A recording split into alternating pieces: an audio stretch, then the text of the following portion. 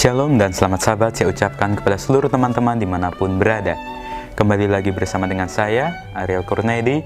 Dan pada hari Sabat ini kita akan kembali untuk mempelajari pelajaran sekolah Sabat kita di kelas Cornerstone. Dan hari Sabat ini kita telah tiba di pelajaran yang kelima dengan judul Iman Orang Kafir. Ayat intinya diambil dari Matius pasal 15 ayat 21 hingga ayat 28. Demikian firman Tuhan. Tetapi perempuan itu mendekat dan menyembah Dia sambil berkata, "Tuhan, tolonglah aku." Tetapi Yesus menjawab, "Tidak patut mengambil roti yang disediakan bagi anak-anak dan melemparkannya kepada anjing." Kata perempuan itu, "Benar Tuhan, namun anjing itu makan rempah-rempah yang jatuh dari meja tuannya." Maka Yesus menjawab dan berkata kepadanya, "Hai ibu, besar imanmu, maka jadilah kepadamu seperti yang kau kehendaki." Dan seketika itu juga anaknya sembuh. Teman-teman, pada hari Sabat ini kita mempelajari kisah bagaimana Yesus akhirnya membongkar tembok pemisah, tembok penghalang antara orang-orang Yahudi dengan orang-orang Kanaan.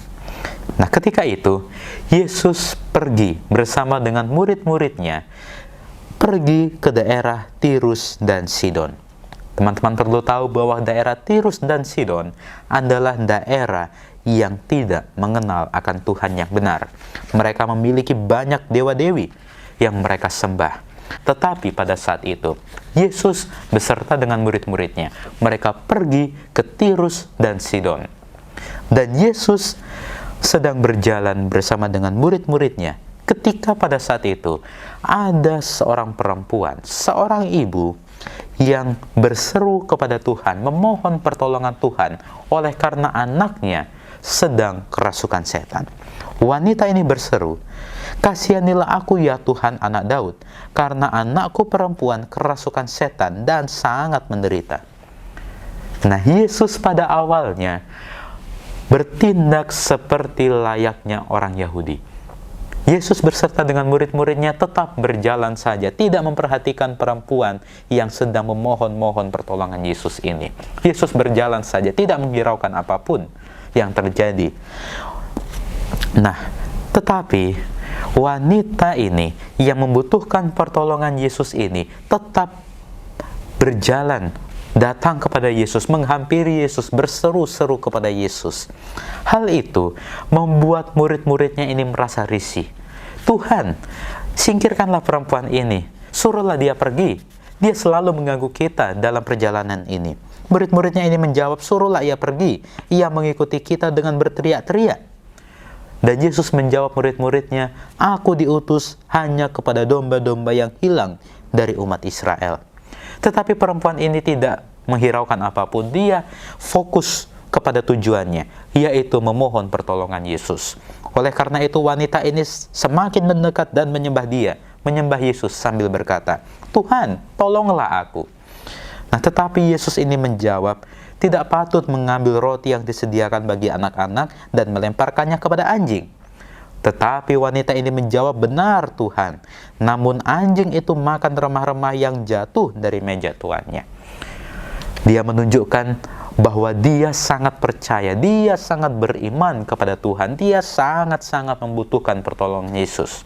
Oleh karena itu Yesus menjawab kepada wanita itu, "Hai ibu, besar imanmu, maka jadilah kepadamu seperti yang engkau kehendaki." Dan seketika itu juga anaknya yang sangat menderita ini, yang sedang dirasuki oleh setan ini, sembuh dari penyakitnya, dari kerasukan setan ini.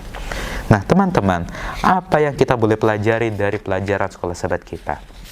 Judul pelajaran sekolah Sabat kita di hari Sabat ini adalah Iman Orang Kafir. Sudah saya katakan di awal bahwa orang-orang Kanaan, orang-orang Tirus dan Sidon adalah orang-orang yang tidak mengenal akan Tuhan. Mereka memiliki banyak dewa-dewi yang mereka sembah, tidak menyembah Allah yang benar. Dan kita boleh katakan bahwa orang-orang Tirus dan Sidon adalah orang-orang yang kafir. Tetapi wanita ini, dia meruntuhkan kepercayaan itu.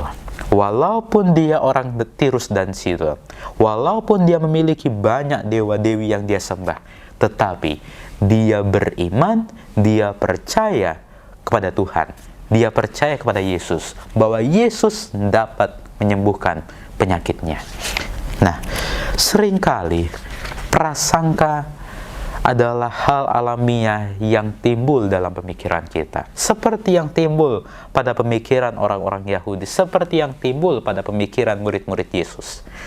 Murid-murid Yesus mempunyai prasangka bahwa orang-orang Tirus dan Sidon adalah orang-orang yang kafir, adalah orang-orang yang tidak mengenal akan Tuhan, adalah orang-orang yang tidak layak, adalah orang-orang yang tidak membutuhkan pertolongan Tuhan.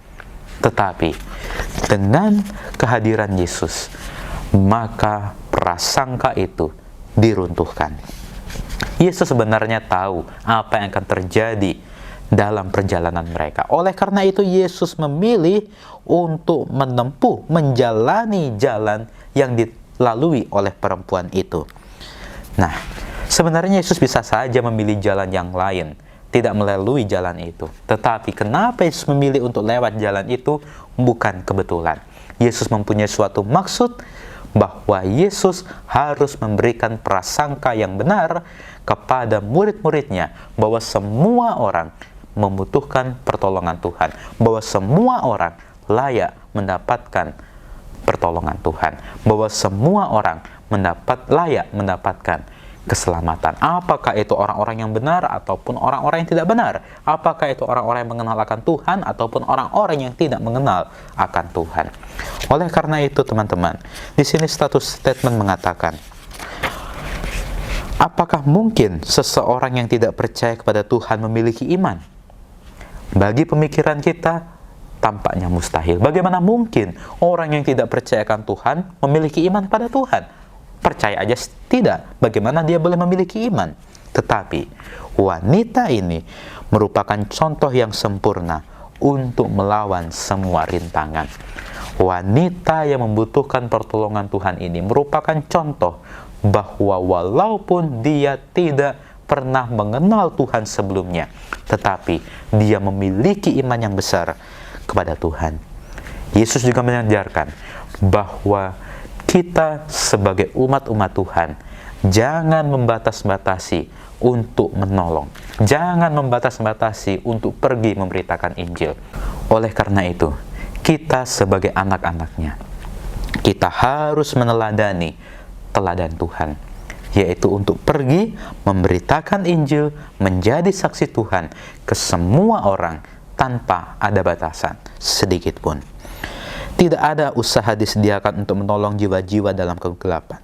Dinding pemisah yang telah didirikan oleh kesombongan orang Yahudi mengasingkan murid-murid sekalipun dari simpati terhadap dunia kafir. Tetapi penghalang ini harus dirubuhkan. Jangan membatasi pekerjaan Tuhan. Kita harus menjalankan pekerjaan Tuhan ini. Karena kalau Injil Tuhan ini sudah diberitakan, maka Tuhan akan segera datang ke dunia ini. Inilah pelajaran sekolah sahabat kita pada hari Sabat ini. Dan kalau teman-teman menyukainya, silakan untuk di-like videonya. Dan yang belum subscribe, saya ingatkan untuk di-subscribe. Dan jangan lupa untuk dinyalakan tombol loncengnya, supaya teman-teman boleh mendapatkan notifikasi pemberitahuan apabila ada video yang terbaru. Sampai jumpa di video selanjutnya. Tuhan memberkati.